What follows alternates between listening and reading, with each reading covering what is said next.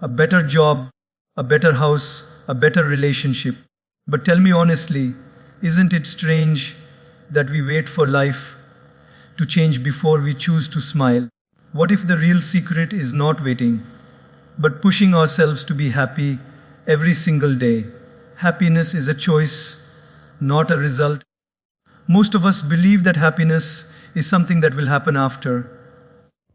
After I get that promotion, after I buy that car, after I finally move into a bigger house, after someone loves me the way I want to be loved.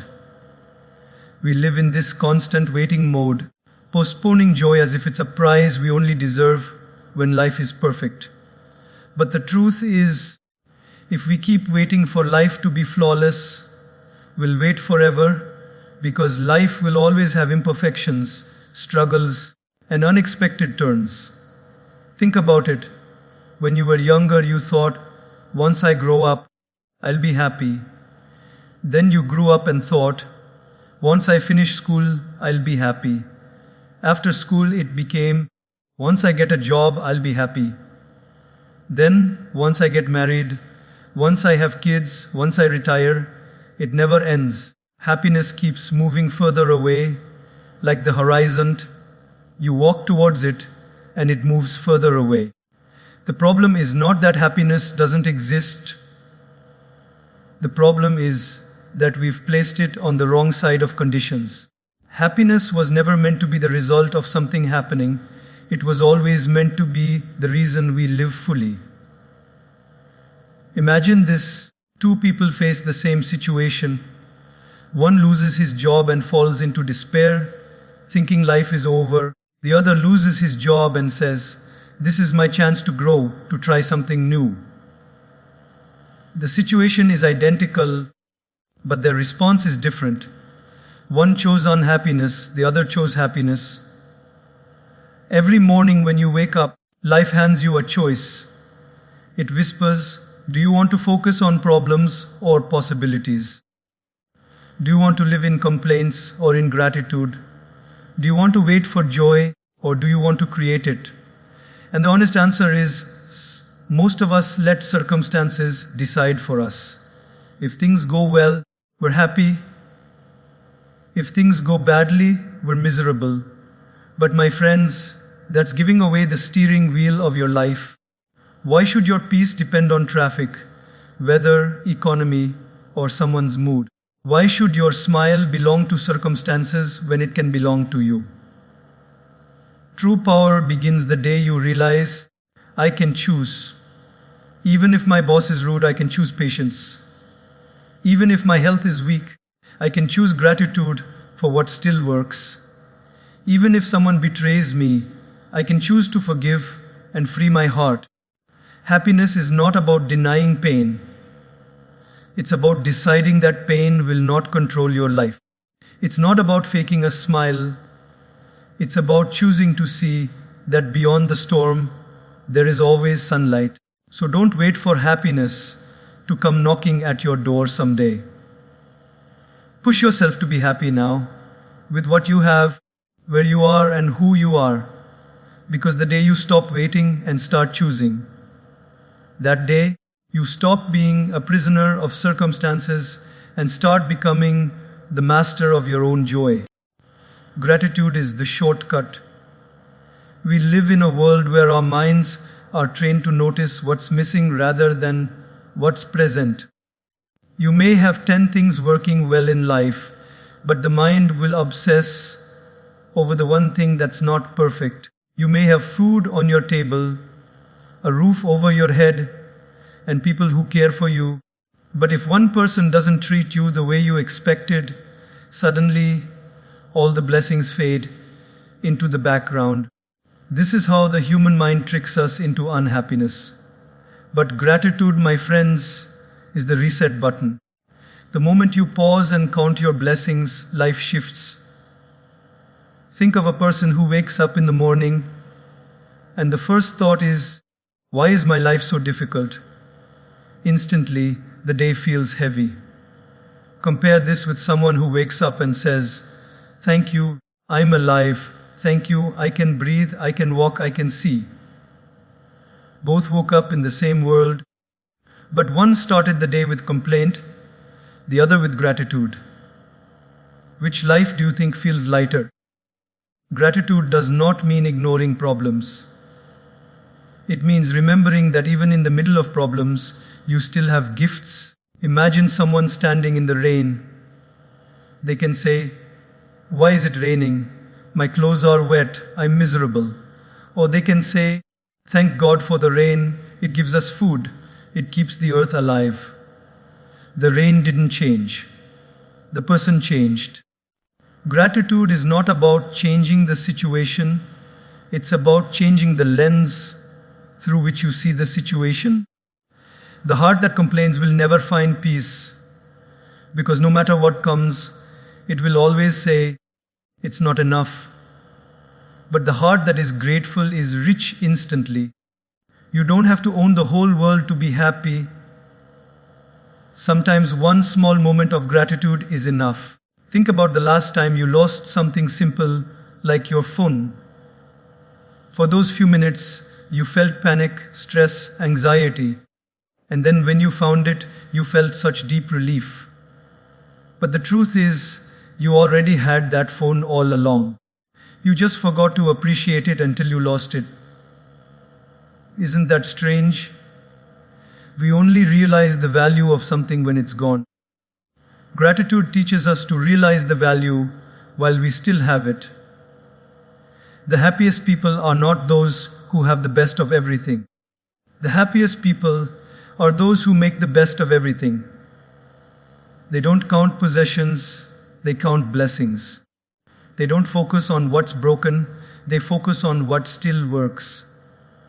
Gratitude is not just a thought, it is an attitude that transforms ordinary moments into extraordinary ones. A simple meal becomes a feast when eaten with gratitude. A small house becomes a palace when filled with gratitude. Even a difficult life becomes bearable when gratitude sits in the heart. So if you truly want happiness, don't chase it in achievements. Don't chase it in material things. Start with gratitude. Before you sleep, close your eyes and count 3 things you are thankful for today. It might be small, like a smile from a stranger, or big, like the love of your family. Do this daily, and you'll see a miracle. Your heart will slowly train itself to focus on abundance, not lack. And once you see abundance, happiness will stop being something you're chasing. It will become something you're living. Smile as a discipline. Most people think smiling should only come when something funny happens, when life gives us a reason, when someone treats us well, or when success knocks on our door. But if you wait for the world to make you smile, you may spend most of your life with a straight face. A smile, my friends, is not just a reflection of happiness. It is also a creator of happiness.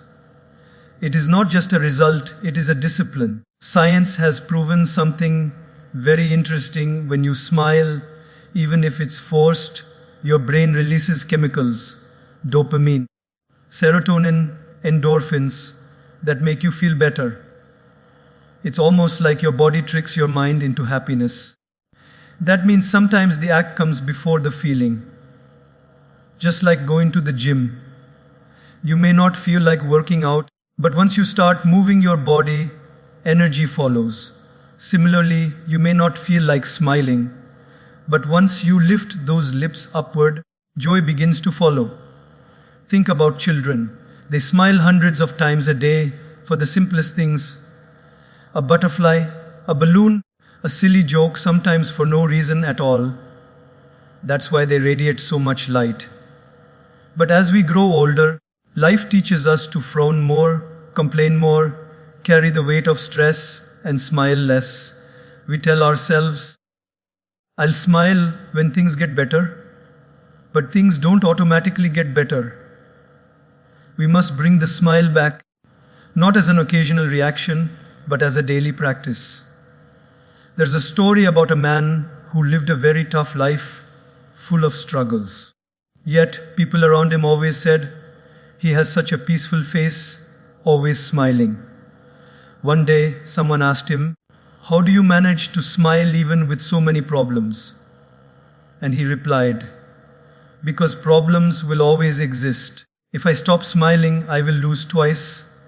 Once because of the problem, and again because I let it steal my joy." That is wisdom. Smiling doesn't remove difficulties, but it makes us strong enough to go through them. A smile also has a mysterious power. It's contagious. When you smile at someone, most of the time they smile back. One simple smile can lift someone's mood, make them feel seen, give them hope, or remind them that kindness still exists in the world. You never know how much difference one smile can make. Sometimes people are fighting silent battles, and your smile might be the light they needed in that moment. Now, does that mean you should fake a smile all day and suppress your real emotions? Not at all. It means you should learn to practice smiling as a choice, as an anchor. Even on a hard day, you can still choose to find one thing to smile about. Even in stress, you can still choose to give someone else warmth through your smile. It's not about pretending that life is perfect. It's about choosing not to let imperfections steal the beauty of your expression. So tomorrow morning, when you wake up, don't wait for a reason. Look in the mirror and smile. Not because everything is perfect, but because you're alive, because you have another chance, because your smile is not a reward, it's a discipline. If you make this simple habit part of your daily routine, you will not just look happier, you will start feeling happier, and slowly, life itself will begin to smile back at you. Don't compare, appreciate. One of the fastest ways to kill happiness is to look at what others have and measure your life against it. The mind is restless, always scanning, always calculating. He has a better car. She has a nicer house. They travel more. Their relationship looks happier. Their children are smarter. Their life is easier. And the more you compare, the more you feel less. Comparison is like a thief that sneaks into your heart and robs you of joy silently. You may have enough to live peacefully, but the moment you compare, what you have suddenly feels small. Think of this. You buy a phone, you're excited, you love it, you're proud of it. But the moment your friend walks in with the latest model, suddenly your joy disappears. Did your phone stop working? Did it lose its value? No. It's the same phone, but your happiness shrank because you measured it against someone else's. This is the trap of comparison. It blinds you from enjoying what you already have. There's a saying, when you compare, you despair, and it's true. No matter how much you achieve, there will always be someone with more. If you earn a certain income, someone else will always earn double. If you live in a nice house, someone else will always live in a mansion. If you are talented, someone else will always be more skilled. The race of comparison has no finish line. Even the richest, the most successful, the most admired people in the world sometimes feel insecure when they compare themselves with others. That means comparison doesn't end with success, it continues forever. But appreciation, that is the antidote. Instead of looking at what others have and feeling less, look at what you have and feel blessed. Gratitude shifts the focus from scarcity to abundance. And even when you look at others, instead of comparing, learn to appreciate. If someone has a talent, appreciate it. If someone is successful, admire them without jealousy. If someone is ahead of you, let it inspire you, not poison you. Because appreciation multiplies happiness, but comparison divides it. Imagine two people watching the same sunset. One says, "It's beautiful." The other says, "It's not as nice as the one I saw on vacation." Same sunset, different hearts. The first chose appreciation. The second chose comparison. Which one do you think will live a happier life? It's not the size of what you have that decides your happiness. It's the size of your appreciation. There's a simple exercise to practice this. Whenever you catch yourself comparing, pause and ask, instead of focusing on what they have, can I focus on what I have? Instead of feeling jealous, can I feel inspired? Instead of complaining, can I say thank you?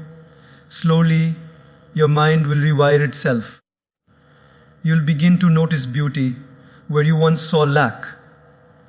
You'll begin to admire others without losing your peace. Because here's the truth, no two lives are the same. We all have different journeys, different struggles, different blessings. A fish is not meant to compare itself to a bird. A tree is not meant to compare itself to a flower. Each has its own role, its own beauty, its own worth. The moment you stop comparing, you give yourself the permission to simply be. And when you simply be, happiness naturally flows. So stop scrolling through life with a measuring tape in your hand. Put it down, look around, look within. Appreciate the little victories, the small blessings, the ordinary moments. Because when you stop comparing and start appreciating, life stops being a competition and starts becoming a celebration. Serve others. One of the deepest truths about happiness is this: the more you live only for yourself, the emptier life feels. You can buy things, you can collect achievements, you can chase pleasures, but after a while, the excitement fades. Have you noticed? The new phone becomes old, the promotion becomes normal, the praise becomes expected. But there is something about serving others, helping, giving, sharing, that fills the heart in a way nothing else can. Because when you make someone else's life lighter, your own heart becomes lighter. Think about the last time you helped someone, even in a small way. Maybe you gave directions to a stranger. Maybe you shared your food. Maybe you listened to a friend who was going through pain. In that moment, didn't you feel a quiet joy inside you? That joy is unique. It's not the rush of achievement or the thrill of buying something new. It's a deep satisfaction, a warmth, a sense that you've done something meaningful. That is the happiness that service brings. There's a beautiful paradox here. When you give away happiness, you don't lose it, you multiply it. A candle loses nothing by lighting another candle. In fact, the room becomes brighter for everyone. In the same way, when you serve, when you give, when you help, you don't become poorer, you become richer. The joy you create for others echoes back into your own heart. But service doesn't always mean doing something grand. Sometimes we imagine that serving others means building schools, hospitals, or donating millions. Those things are wonderful, but service also hides in small, everyday gestures. Smiling at a tired cashier, holding the door open for someone, checking in on a lonely neighbor, encouraging a child, listening without interrupting. These are acts of service too. And they matter. Because for the person receiving it, that small act could mean the world. Some people say, "But I have so many problems myself. How can I serve others?" The truth is, you don't have to wait until your life is perfect. In fact, serving others even when you are struggling can heal you faster than self-pity ever will. When you shift your attention from my pain, my problem, to how can I ease someone else's pain, suddenly your own burden feels lighter. Helping others doesn't erase your struggles, but it gives you strength to bear them. History is full of examples of people who found happiness not in what they took, but in what they gave. The greatest teachers, leaders, saints, and guides were not the richest or the most powerful. They were the ones who served humanity. And even in our own lives, we remember people not for what they owned, but for how they made us feel. Nobody says, "I'll never forget his expensive watch." We say, "I'll never forget how kind he was to me when I was down." That's the legacy of service. It outlives everything else. So, if you want happiness that lasts, don't only ask, "What can I get today?" Ask, "What can I give today?" Don't only wake up with the thought, "How can the world make me happy?" Wake up with the thought, "Whose life can I touch today?" Because when you live for yourself, happiness is small and temporary. But when you live for others, happiness becomes abundant and enduring. Serve not because others deserve it. Serve because serving makes you deserve happiness. Control the controllables. One of the biggest sources of unhappiness is the habit of trying to control everything. We want life to move according to our script. The weather should be pleasant. People should behave the way we expect. Opportunities should come on time. Results should match our effort. But reality doesn't work like that. Life is full of things outside our control. Traffic, economy, politics, weather, other people's moods, other people's decisions. And yet, most of our energy is spent fighting battles we can never win. Think of how much time we waste being angry at rain, being frustrated at traffic, being upset because someone didn't say what we wanted to hear. Can we change the rain? Can we clear the traffic with our frustration? Can we rewire someone else's personality overnight? No. Yet we allow these things to ruin our peace. That's like trying to stop waves in the ocean with your hands. You will exhaust yourself and still end up wet. The secret is learning to separate life into two zones, what you can control and what you cannot. Once you see the difference, happiness becomes much easier.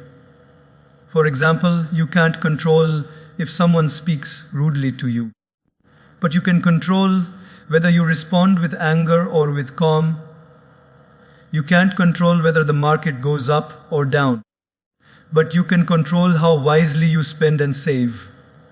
You can't control if tomorrow brings challenges, but you can control how prepared, how resilient, how positive you are when challenges come.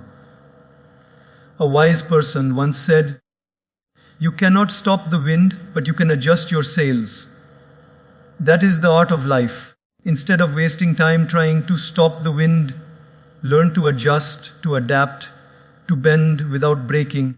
Happiness doesn't come from controlling the uncontrollable. It comes from mastering your own choices in the middle of chaos. Think of a person stuck in a traffic jam. One driver is banging the steering wheel, cursing, honking, raising blood pressure. The other driver turns on some music, makes a phone call to a friend, or simply breathes and relaxes. Both are in the same situation, but one chose misery, the other chose peace. The difference is not the traffic, it's the mindset. That is what controlling the controllables means. And here's the truth, the only true control we ever have is over ourselves, our thoughts, our emotions, our actions. But even this requires training. The mind is like a wild horse, it runs in all directions. If you don't hold the reins, it drags you into anger, fear, jealousy, stress. But if you train it, if you remind yourself, "I cannot control everything, but I can control myself," then you take back power from the world and place it in your own hands. The happiest people are not those who have a life without problems. They are those who have mastered the art of responding wisely to problems.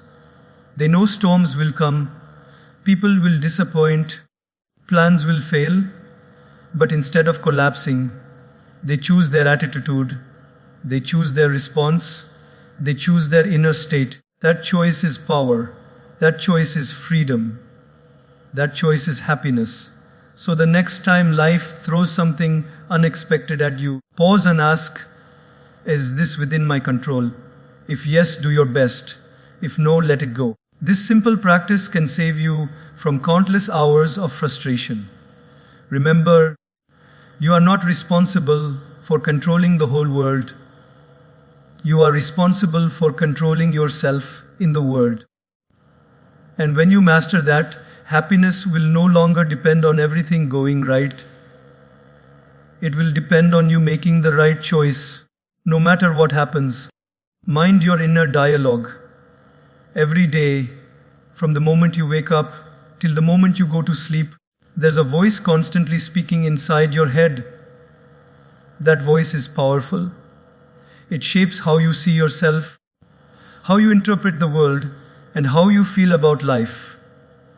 Yet most of us don't even notice it. We pay attention to what others say to us, but we forget to pay attention to what we say to ourselves. And sometimes, what we tell ourselves is far more damaging than what the world says. Think about it. How many times have you caught yourself thinking, I'm not good enough. I always fail, nobody cares about me, my life is a mess. These sentences may not seem big, but repeated over and over, they become the background music of your life. If the inner dialogue is negative, life feels heavy, hopeless, stressful.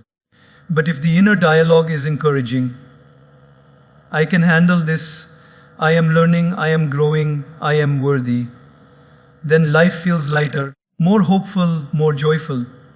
The words may look small, but the effect is enormous. The mind is like soil. Whatever seeds you plant, positive or negative, will grow. If you constantly plant seeds of fear, self-doubt, criticism, those will grow into weeds that choke your happiness. But if you plant seeds of encouragement, gratitude, compassion, those will grow into flowers of joy and confidence. You can't control every thought that pops up, but you can control which ones you water with your attention. There's a story of a young boy who once asked his grandfather, Grandpa, I feel like there are two wolves inside me. One is angry, jealous, negative, and the other is kind, positive, peaceful. Which wolf will win? The grandfather replied, the one you feed. That is exactly how our inner dialogue works. If you feed your mind with constant self-criticism, the negative wolf becomes stronger. But if you feed it with self-love and positive reminders, the positive wolf takes the lead. It doesn't mean you lie to yourself or pretend life is perfect. It means you speak to yourself the way you would speak to a dear friend. If your friend made a mistake, would you call them worthless? No, you'd encourage them, remind them of their strengths, tell them they can try again. Yet when we make mistakes, we are often harsh, cruel, unforgiving to ourselves. Why? If we deserve compassion from others, don't we also deserve compassion from ourselves? The inner dialogue also decides how we handle challenges. Two people can face the same failure. One tells himself, this proves I'm a loser. The other tells himself, this is a lesson, I'll come back stronger. Same failure, different dialogue, completely different future. The first person gives up, the second grows. Happiness isn't in avoiding failure, it's in choosing a dialogue that turns failure into fuel. Here's something practical. Start noticing your inner voice. When you catch yourself saying something negative, pause and reframe it. Instead of, I can't do this, try, I'll find a way.